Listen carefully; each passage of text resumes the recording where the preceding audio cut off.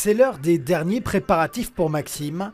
Tout doit être prêt, ces 5 tiny houses vont bientôt recevoir leurs premiers locataires, des anciens sans-abri. Ce sont des personnes qui sont vraiment les plus vulnérables, les plus précarisées en rue. Donc ce sont des personnes qui ont parfois 10 à 15 ans de passé de sans-abrisme. Et donc on peut imaginer qu'après 15 ans en rue, arriver dans un logement, ça peut être vraiment déroutant. 26 mètres carrés pour un montant de 310 € mensuels, charges comprises. Un prix sans concurrence.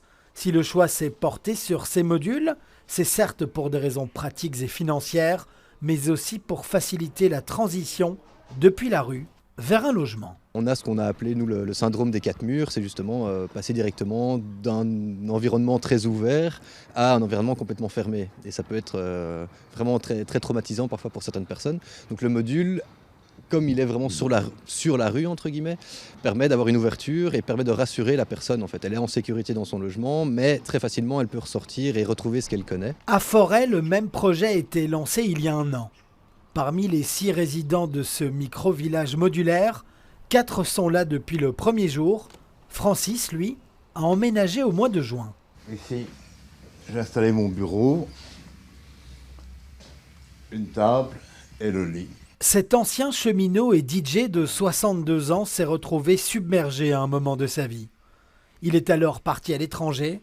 C'est là qu'il a découvert le sans-abrisme. Quand je suis rentré en Belgique, j'ai dormi dehors.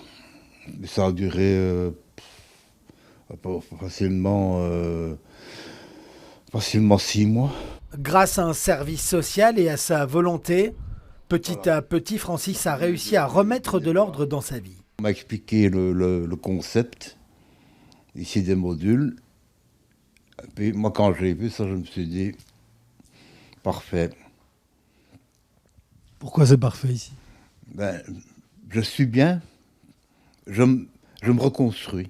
On reloge 11 personnes pour le moment et plus, ça va continuer. Mais ce n'est pas suffisant. Il y a plus de 2400 personnes sans abri ici à Bruxelles, plus de 40 000 personnes sur liste d'attente pour un logement social. Il faut travailler vraiment sur tous les fronts. L'objectif des infirmiers de rue est ambitieux, mettre fin au sans-abrisme. Si Maxime et ses collègues savent qu'ils n'y arriveront pas sans décision politique, cela ne les empêche pas d'avancer.